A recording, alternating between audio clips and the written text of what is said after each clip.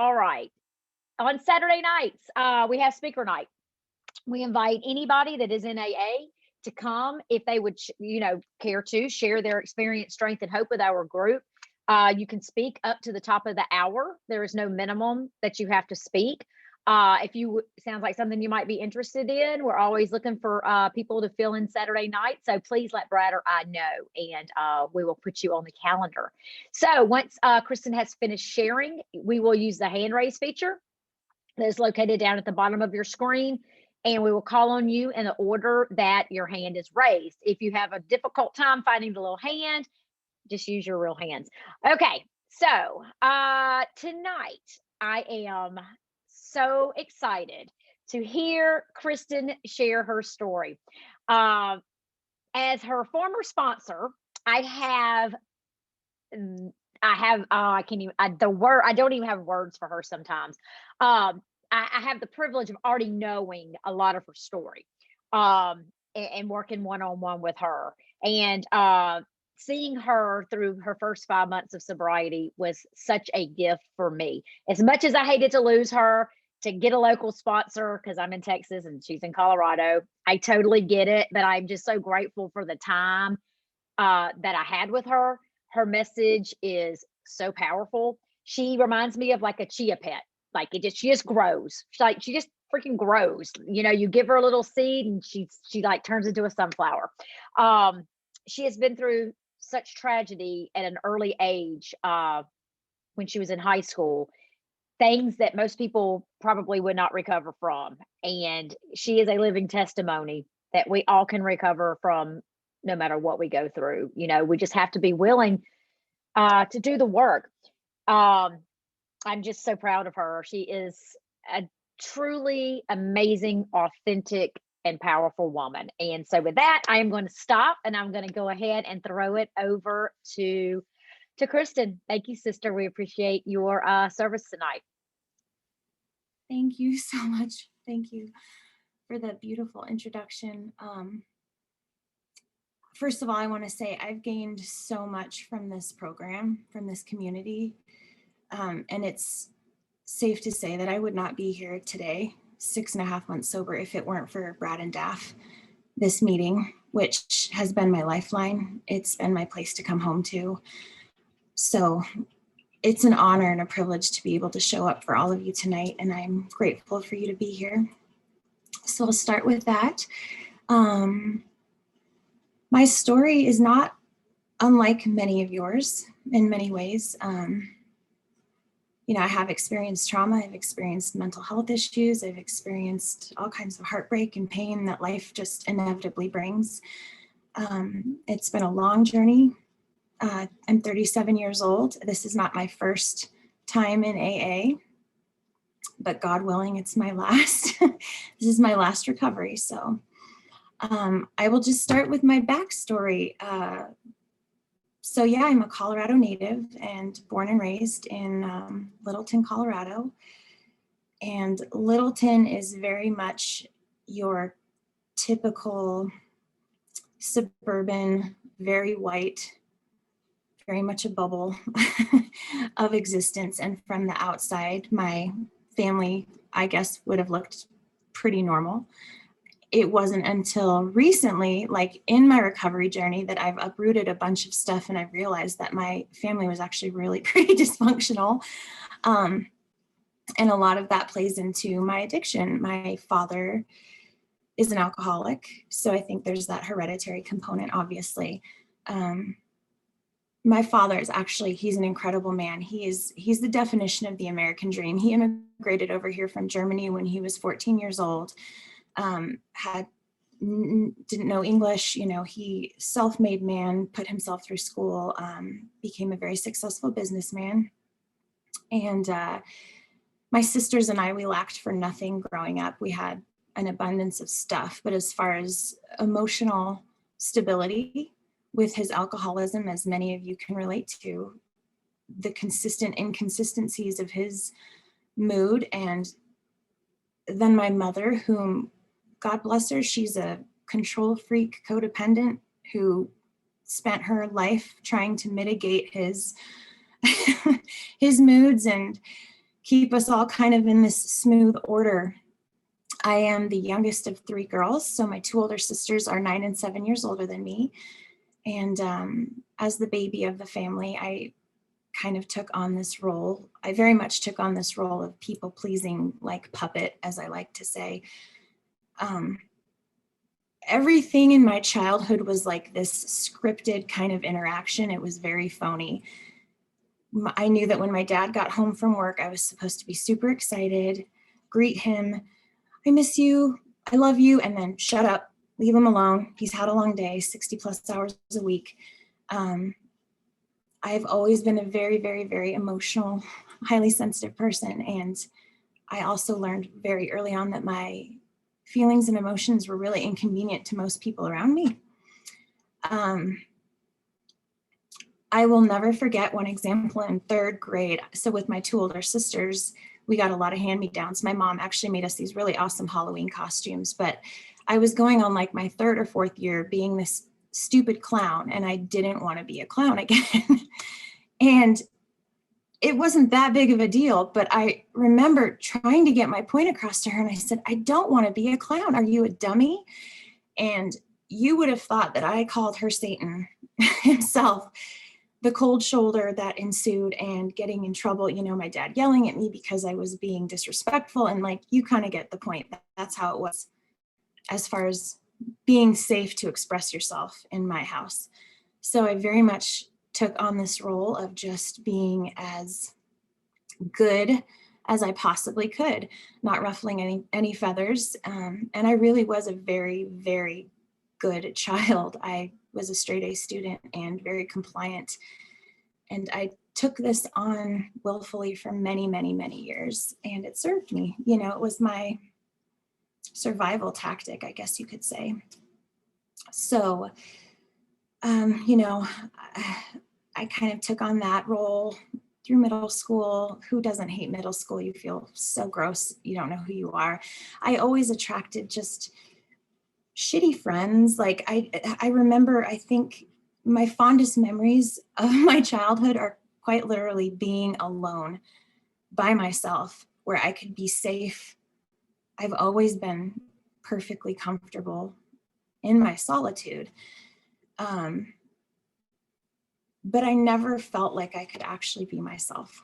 So fast forward to, you know, I go into high school, and I always embraced this kind of nerdy image because, again, it was a safety net for me, big glasses and braces, and just, it was, you know, my little group of friends.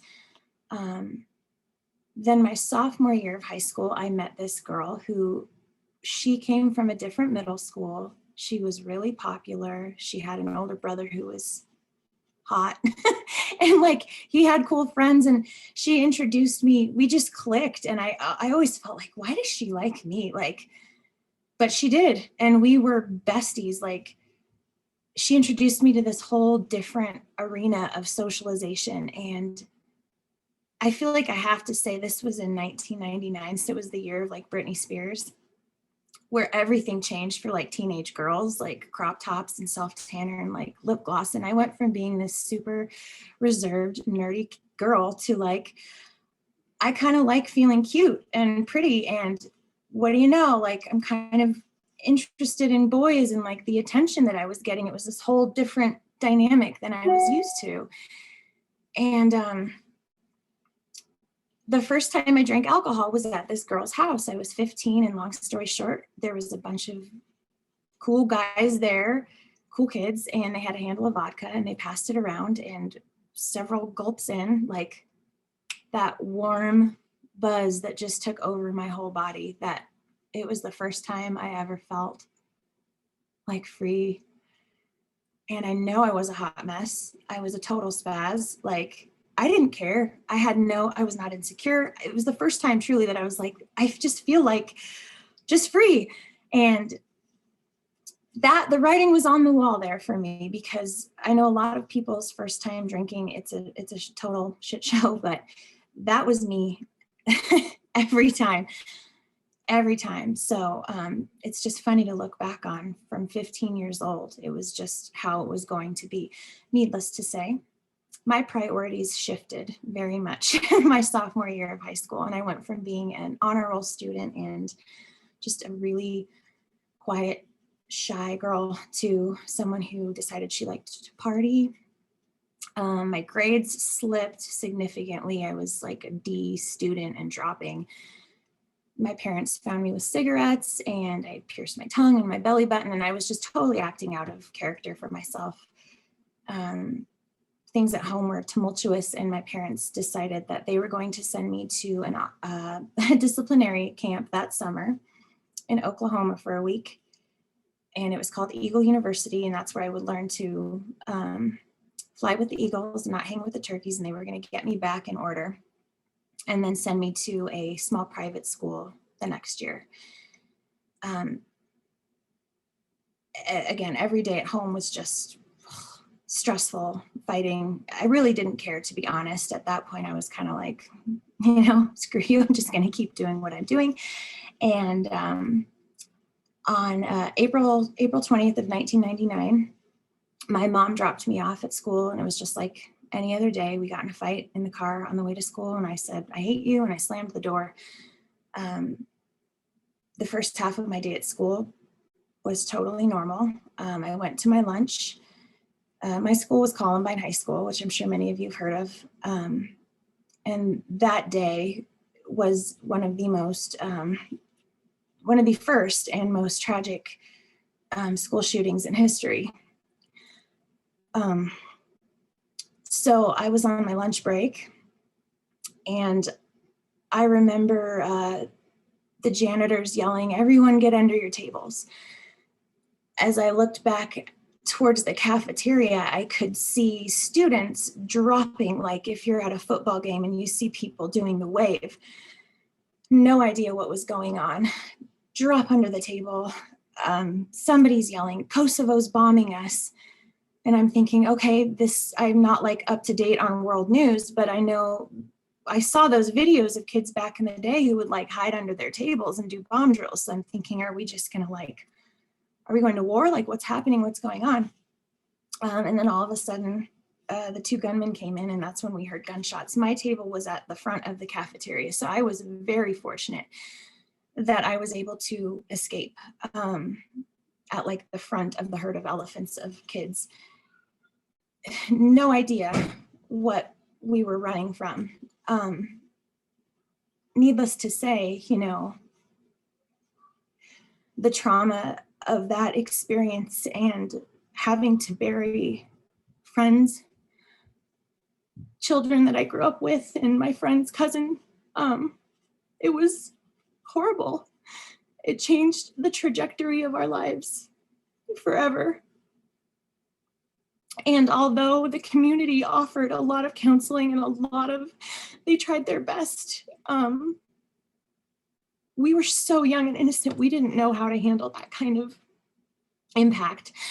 So what did we do? We kept drinking. We latched onto each other, 14, 15, 16-year-old kids, and we very quickly learned how to check out from our feelings, our pain. And subsequently, we just stuffed shit down.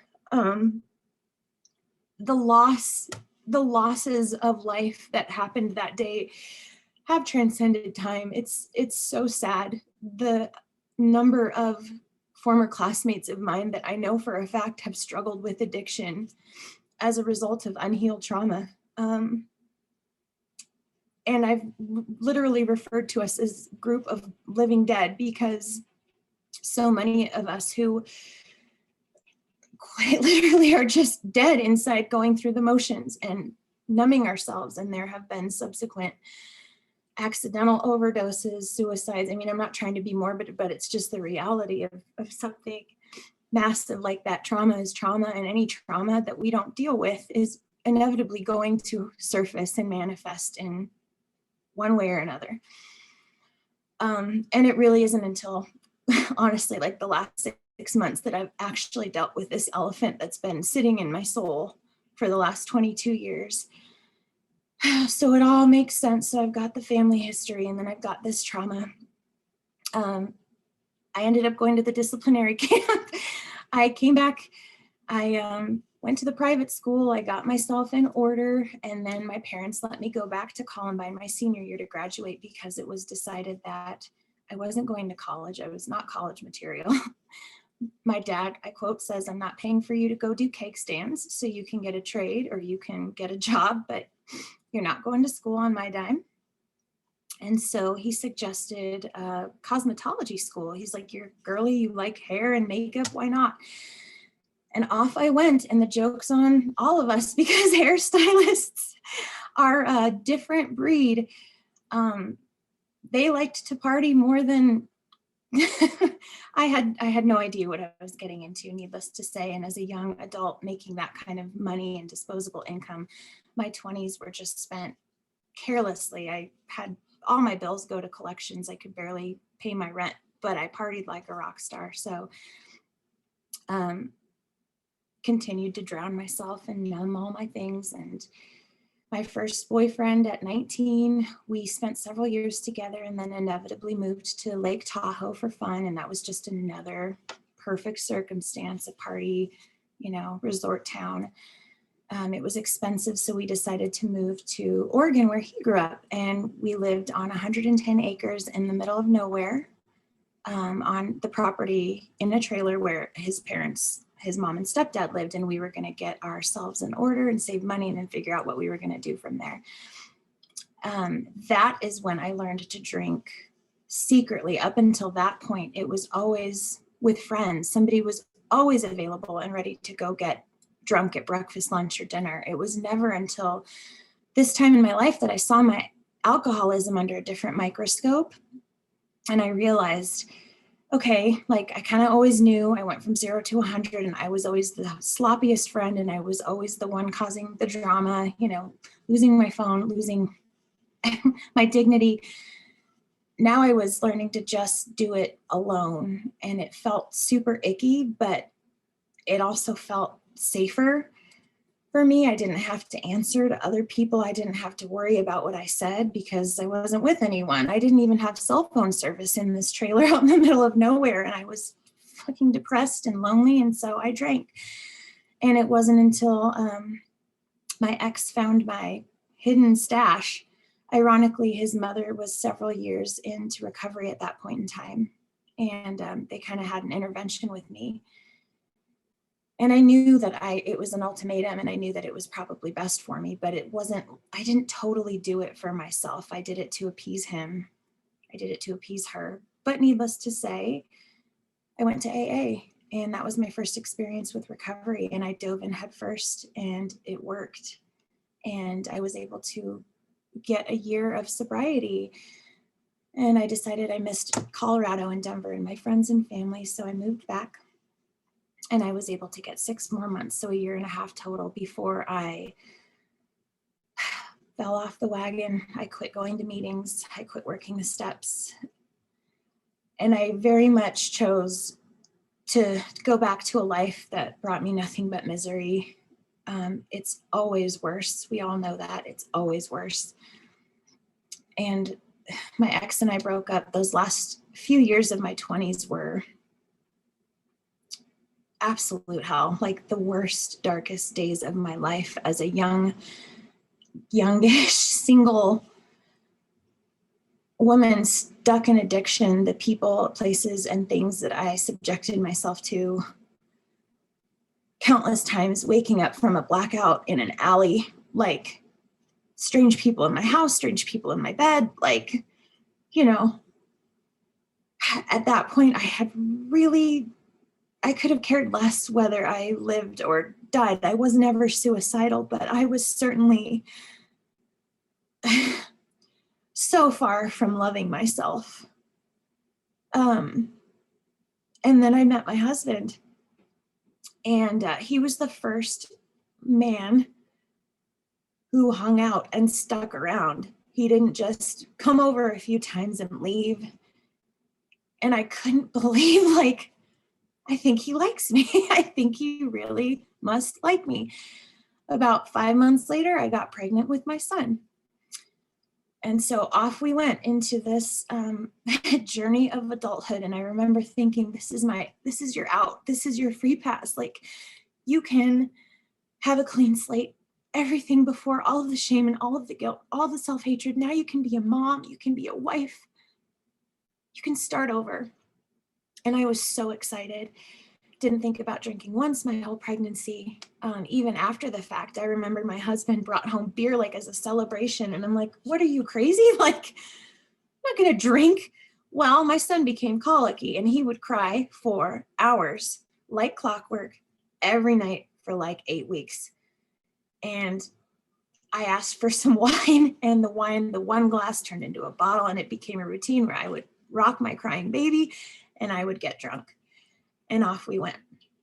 And I felt dirty and disgusting because it's like, wow, you're back. Like, I don't want to be here. But as you know, I was powerless over it. So I would start, kind of plotting a little bit so I could have my wine without necessarily my husband knowing. I became very good at like running in quick. I mean, I would leave my son locked in the car and run in to grab wine. Like, that ramped up. About a year later, I got pregnant with my daughter. Never craved a drink with her, but I did suffer postpartum depression after she was born. And, you would have thought that the first thing would have been to eliminate the alcohol, which was causing the anxiety and the panic attacks and just amplifying all of the mental health stuff that was brought to the forefront. So I was put on all kinds of different meds and none of them worked. Gained like 50 pounds because I was drinking so much secretly. In hindsight, it blows my mind. It just blows my mind. Obviously they were cries for help. And I don't ever blame anyone for my addiction, but it's pretty hard to wrap my head around the fact that I was existing in a state of such pain and inebriation and nobody noticed. So like everything else, it gets better, and I get better at hiding my addiction. I get better at plotting and sneaking and hiding and plotting and sneaking and hiding, and the lies and the double life, quite literally trying to keep up with that for several years. My son is now 7 and my daughter is 5. I'm 6.5 months sober. So you see this progression here. A couple years ago, so long story short, I started to just feel really unwell physically, and I was convinced that I had cirrhosis of the liver or something was seriously wrong with me internally because I felt so unwell. I was having panic attacks daily almost. My kids I'd be in my bathrobe crying under the covers, calling out from work, and they'd be like, "It's okay, mommy, it's just your anxiety." Still, unbeknownst to everyone else, I'm drinking at least a bottle of wine a day secretly. Weekends were when I could buy my husband alcohol openly and myself a bottle of wine. And then I could also buy myself several separate little things to have on the side. So I go to the doctor and they do all my blood work and they say, "You're fine, your liver's fine, everything's fine, but you have the onset of diabetes." And long story short, I have been diagnosed with an adult version of type 1 diabetes, which means I'm insulin dependent for the rest of my life. Huge news to process. And yet I was celebrating the fact that my liver was fine, that I could still drink a little bit longer. If that doesn't show you what a grip alcohol had on me at the throat, that I was on one hand so fucking scared that they were going to tell me that there was something so wrong that I had to stop, and like the secret would be out. Everyone would know, "Oh my God, how do you have cirrhosis?" Or you don't even drink. Like, right. So I proceeded to drink and drive myself crazy in this cycle of personal fucking hell for like a year and a half longer. And I would wake up every morning at 3 a.m. with a panic attack and the sweats and shaking and promising myself, like we've all done, it's never going to happen again. The longest stretch I got in the last 5 years was 11 days without alcohol. And it was over Lent because I was going to do it for Lent. I was going to do it for this. I was going to do dry January. I was going to do all these things. I read the alcohol experiment. I did all of these accountability apps and nothing worked. Nothing worked. The only thing that ever worked was AA. You would have thought that this would have clicked by now. I did peruse recovery accounts on Instagram for a long time, DAF being, I think, one of the first that I ever followed. And on August 31st, which was the last time I drank, it wasn't anything monumental. My sister came over and I had already pre-gamed like a bottle of wine. She and I had some more. I woke up the next morning and I didn't remember any of our conversation. She was messaging me and I just was so sick and tired of being sick and tired. It was just this click. I had spent months on my knees praying to God, literally like clutching my rosary because I'm Catholic by default. There's all that Catholic guilt too that is so much fun. That has been an interesting interesting component, but praying to God to save me, praying to God, please save me, please save me, please just fix me, like give me a miracle. I know I'm not worthy, but fuck, I cannot do this on my own. I don't want to go to rehab. I don't want to die. And I literally felt like death anyways.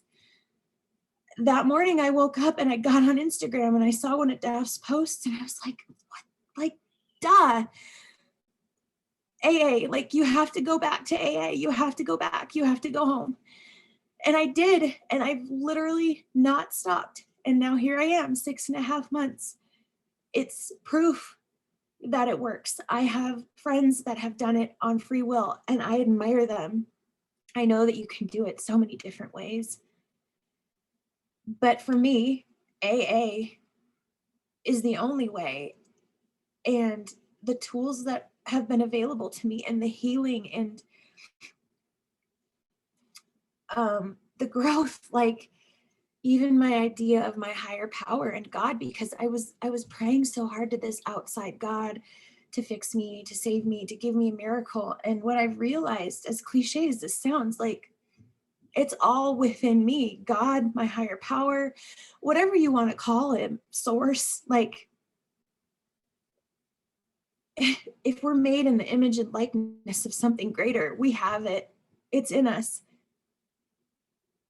You know, we're capable. And that's been such an incredible emancipation that I don't have to seek out something outside of myself. I quite literally have everything inside me that I need. All of this power, everything that I gave away to alcohol, everything I've given away to people in my life by giving them my power, by drowning myself for years. I'm not doing it anymore.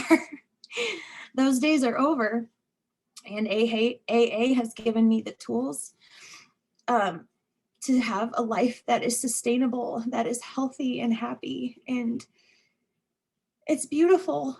And I can't believe how much, I mean, my life is entirely different today than it was 6.5 months ago, quite literally. Every relationship has changed, but most importantly, the one with myself. And it gives me so much hope for the future, for what's to come. I know that no matter what I do, no matter what life throws at me, because as we all know, it never ends. It's always something. As long as I'm sober, I can handle it. And as long as I stay home, I'll stay sober. So that's my story. I guess the long and short of it. I didn't even take up a whole hour, so you're welcome. But thank you, all of you, for letting me share. I really appreciate it. Thank you so much, Kristen. Oh, I just love you so, so, so much. And tag on to the last few sentences that you were saying. Life sucks better sober. You know, shit still happens. It doesn't go away just because we get sober. But today we all have the tools to deal with it in a much, much better way. And yeah, I am so grateful that God crossed our paths 6.5 months ago. The growth that I have seen in you is unbelievable. And the way that you're able to your words, you know, you are like such a wordsmith. You are so eloquently spoken. And I am so grateful, guys. Like when you recover out loud and you share something on Instagram, or to anybody. You never know who is going to read it and what it is going to do for them. So just knowing that God only knows, I probably pulled something out of my ass. I don't know what you read that I had written, but apparently, it was something that brought you here.